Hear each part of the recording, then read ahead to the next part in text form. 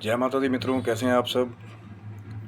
Channel पे नए हैं तो चैनल को सब्सक्राइब कर लें ताकि हमारी बनाई हुई कोई भी वीडियो सबसे पहले आपको प्राप्त हो। चैनल के ऊपर और भी बहुत सारी ज्ञानवर्धक वीडियो हैं, लाइक करें, शेयर करें ताकि जो बाकी भी हमारे बंधुजन हैं वो लाभान्वित हों इसके द्वारा कि उनको भी इन ज्ञानवर्धक वीडियो के द्वारा लाभ प्राप्त हो। और यदि वीडियो में दिखाई जाने वाली जानकारी अच्छी लगे तो लाइक करें। मित्रों, आज बात करेंगे गुप्त नवरात्रि से जुड़ी हुई 10 महाविद्याओं के बारे में। बहुत सारी जानकारियां हैं इंटरनेट के ऊपर भी, और बहुत सारे कवियों ने, बहुत सारे लेखकों ने अलग अलग लेख लिखे हैं। कई बुक्स जो है वो मार्केट में अवेलेबल हैं, लेकिन ज़्यादातर जो है एक कॉम्प्लेक्स साइड जो है, जिसे हम कॉम्प्लिकेटेड नॉलेज या जिसे हम कहते हैं कि बहुत ही झकझोर देने वाली जो जानकारियाँ हैं वो ज़्यादा प्राप्त हैं। तो ज़्यादातर लोग दूर से देखते हैं तो कहते हैं यार 10 महाविद्याओं की बात करें। पहले तो लोगों को पता ही नहीं कि 10 महाविद्याएँ क्या हैं, उनके स्वरूप के बारे में। दूसरा, अगर उन्हें पता भी लग जाता है तो कुछ लोगों की जानकारियाँ ऐसी हैं कि उनको लगता है कि भैया यार ये तो तंत्र की देवियाँ हैं, तो कुछ गलत ही चीज़ होगी कि जो भी इनकी साधनाएँ कर रहे हैं वो गलत ही कर रहे होंगे। कहीं माँ काली की साधना के बारे में लोगों को पता लगता है तो कहता है भैया कहीं ना कहीं ज़रूर ये जादू टोना टोटका वोटका कुछ ज़रूर करते होंगे। लेकिन मित्रों, हमारा ये वीडियो बनाने का उद्देश्य यही है कि जो इस चीज़ का जो सात्विक स्वरूप है कहीं ना कहीं उसको ना नकारें। देखिए, मैं शुरू से यही बात कहता हूँ कि तंत्र गलत नहीं है, उसका प्रयोग गलत है, माँ का स्वरूप गलत नहीं है, लेकिन जो लोगों की गलत अभिलाषाएं हैं उसको पूर्ति करने के लिए लोग गलत मार्गों को अख्तियार करते हैं। और माँ को बहुत जगह लोग बदनाम करने की कोशिश करते हैं। मैं क्षमा चाहूँगा ये कहते हुए कि माँ का जो स्वरूप है, माँ ने कोई भी रूप धरा है वो सिर्फ अपने भक्तों की रक्षा करने के लिए, अपने बच्चों की बचाव करने के लिए। माँ ने जो भयानक रूप भी हैं वो लिए हैं सिर्फ उन राक्षसों का वध करने के लिए जिन आताताइयों ने भक्तों को सताया, गलत वाम मार्ग के द्वारा जिन्होंने गलत सिद्धियों को प्राप्त करके गलत जगह पे अपना आधिपत्य स्थापित करने की कोशिश की, उसके लिए माँ ने रूप लिया है। और कई लोग जो है वो गलत तरीक़ों से फिर भी लगे हुए हैं कि भैया नहीं है, ये तंत्र साधना है तो गलती होगी। नहीं, जो 10 महाविद्याओं का स्वरूप है मित्रों, ये भी बहुत ही प्रचंड शक्तियाँ हैं। और इस कली काल में जहाँ पे शरारती तत्व बहुत ज़्यादा हैं, इन 10 महाविद्याओं का जो रोल है वो बहुत ज़्यादा बढ़ जाता है, क्योंकि लोहा ही लोहे को काटता है।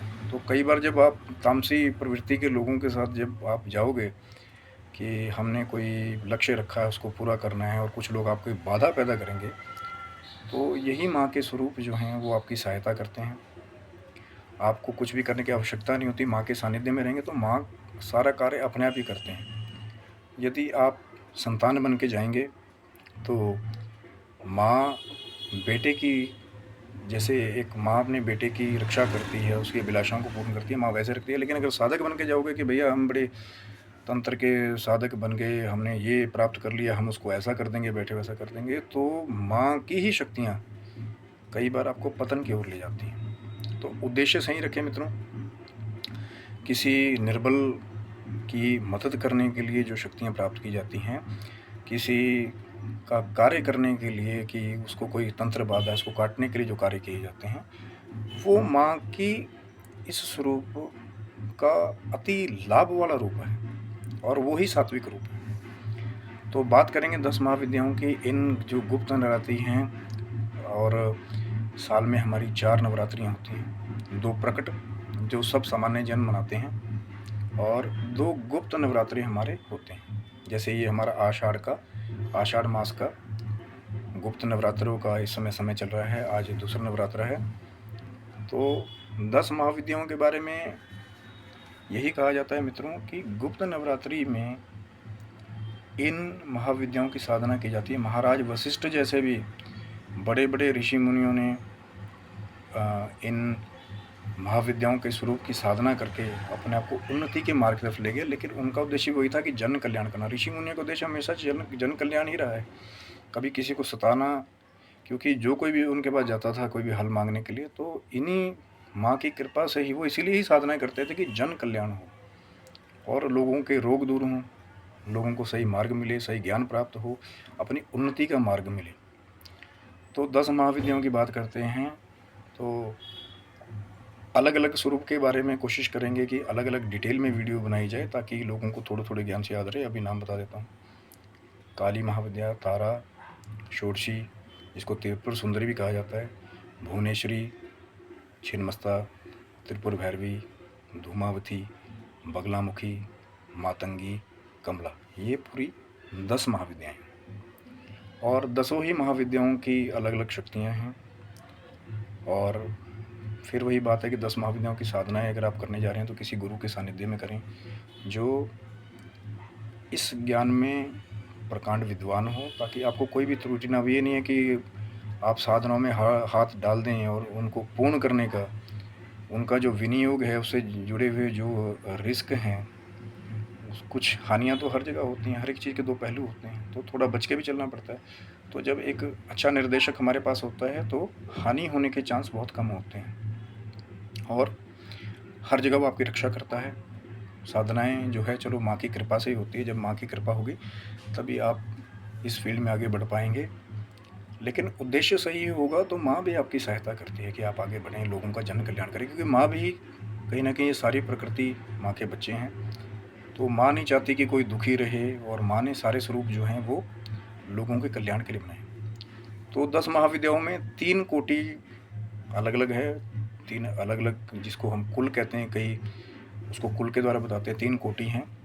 एक सौम्य कोटि है कैटेगरी, दूसरी जो है वो उग्र कोटि है, उग्र कैटेगरी, और तीसरी जो है जो सौम्य और उग्र दोनों हैं। तो 3 कैटेगरियाँ हैं और तीनों में पहली जो सौम्य कैटेगरी है, सौम्य कैटेगरी के अंदर जो हमारी आती है वो आती है त्रिपुर सुंदरी।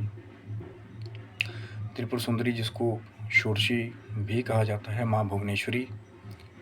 उसके बाद आपकी मातंगी और माँ कमला, ये सौम्य कैटेगरी में आती है, यानी कि शांत स्वरूप की कही जाती है। दूसरी जो कैटेगरी है वो उग्र रूप की कही जाती हैं, जिसमें आती हैं माँ काली, माँ छिन्नमस्ता और माँ जो आपकी छिन्नमस्ता है, जिनके बारे में बहुत सारी एक प्रचलित आपने चित्र भी शायद कई जगह देखा होगा कि बीच में माँ का सिर अलग है और अपनी योगिनियों को ही अपना जो है वो लहू पिला रही हैं, वही माँ छिन्नमस्ता है। उसके बाद में इसी उग्र कैटेगरी में जो हैं माँ बगलामुखी भी हैं और माँ धूमावती भी इसी कैटेगरी में आती हैं, जो उग्र कैटेगरी कही गई है। तीसरी जो लास्ट कैटेगरी है जिसको सौम्य उग्र यानी कि शांत भी हैं और उग्र भी हैं, उसमें माँ तारा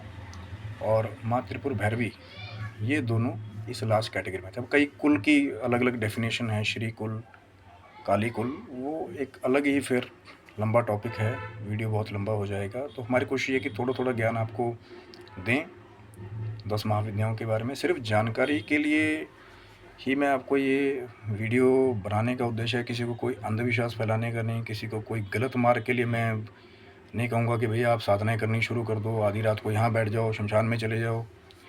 तभी मैंने कहा है कि जब कोई भी साधनाएं करनी है तो पहले जो उनके प्रैक्टिकल गुरु हैं उनसे मिलिए। सिर्फ एक जानकारी के लिए एक वीडियो बनाएं कि कई बार आप देखते होंगे कि यार 10 महाविद्याएँ 10 महाविद्याएँ 10 महाविद्याएँ हैं क्या? तो माँ भगवती के ही स्वरूप हैं और इनका प्रकटे की कथा, एक प्रचलित कथा यही है कि एक बार जब माँ के जो पिताजी हैं उन्होंने एक यज्ञ का रचन किया महाराज दक्ष ने, और भगवान शंकर जी को जब निमंत्रण नहीं मिला तो उन्होंने माँ को वहाँ जाने से रोका, क्योंकि माँ वहाँ जाना चाहती थी कि मेरे पिता का घर है, वो यज्ञ करे, मैं जाना चाहती हूँ।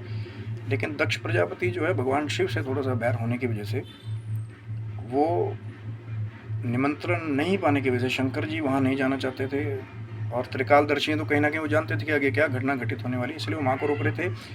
तो कई जगह कई ग्रंथों में यही कहते हैं कि जब भगवान शिव ने माँ को रोका तो माँ क्रुद्ध हो गई और भगवान शिव जिस दिशा में जाने लगे तो 10 दिशाओं में ही माँ का एक एक स्वरूप प्रकट हो गया हर एक दिशा में। और जब शंकर जी ने देखा तो माँ के वो भयानक रूपों को देख करके शंकर जी ने माँ पार्वती जी से पूछा कि पार्वती जी ये क्या है? तो माँ ने कहा कि ये मेरे ही 10 स्वरूप हैं, ये मेरी ही 10 महाविद्याएं हैं जिनके द्वारा भक्तों के कल्याण का कार्य होता है और दुष्टों का संहार होता है। तो यही वो 10 महाविद्याएं 10 दिशाओं में माँ के 10 रूप थे, जिनके नाम मैं आपको फिर से बताता हूँ। माँ काली, माँ तारा, माँ षोडशी त्रिपुर सुंदरी, माँ भुवनेश्वरी, माँ छिन्नमस्ता, माँ त्रिपुर भैरवी, माँ धूमावती, माँ बगलामुखी, माँ मातंगी, माँ कमला। ये माँ के 10 दिशाओं में 10 रूप थे। तीनों कोटियों के बारे में मैंने आपको बता दिया और अलग अलग कुल हैं और ये माँ का ही स्वरूप है, माँ भक्ति का स्वरूप है। अगर गुप्त नवरात्रि में भी आप साधनाएं इन 10 महाविद्याओं की नहीं कर पाएँ तो नमस्कार करके ही आप जो आपका निवारण मंत्र है ओम ऐं ह्रीं क्लीं चामुंडाय विचे, उसके द्वारा भी साधनाएं करें तो माँ तभी प्रसन्न हो जाती है। सात्विक साधनाएं करें मित्रों, जिससे जन कल्याण हो। कोई अंधविश्वास फैलाने का इस वीडियो का कोई उद्देश्य नहीं है, सिर्फ एक जानकारी है। मैं कोई भी साधनाएं आपको प्रारंभ करने के लिए नहीं कह रहा हूँ यहाँ से। सिर्फ हाँ, जो सात्विक साधना है माँ के निवारण मंत्र की वो आप कर सकते हैं। अगर ये 10 महाविद्याओं की साधना जो है दूर से प्रणाम करके जानकारी प्राप्त करके आप इन प्रकांड जो इन तंत्र के प्रकांड विद्वान हैं उनसे मिलें, तब ही गुरु के सानिध्य में इन चीज़ों को करना चाहिए। नहीं तो क्योंकि अधूरी जानकारी हमेशा खराब होती है मित्रों, पूर्ण जानकारी अगर नहीं तो ये थी 10 महाविद्याओं के बारे में जानकारी। आशा करता हूँ कि आपको वीडियो अच्छा लगा होगा। माता रानी करे कि आप स्वस्थ रहें, मस्त रहें, ऐश्वर्य से भरपूर रहें, आप रोगों से दूर रहें और यूं ही माता की भक्ति करते रहें और फल प्राप्त करते रहें। और चैनल पे नए हैं तो चैनल को सब्सक्राइब कर लें ताकि हमारी आने वाली कोई भी वीडियो सबसे पहले आपको प्राप्त हो। और भी ज्ञानवर्धक वीडियोज़ हैं अभी लाने का और प्रयास करेंगे ताकि जो कॉम्प्लिकेटेड जानकारियाँ उनको सिंपलीफाई करके आप तक लाने की कोशिश करेंगे। लाइक करें, शेयर करें ताकि बाकी लोग भी इन चीज़ों से लाभान्वित हो और माता रानी के नाम का प्रचार यूँ ही होता रहे। जय माता दी मित्रों।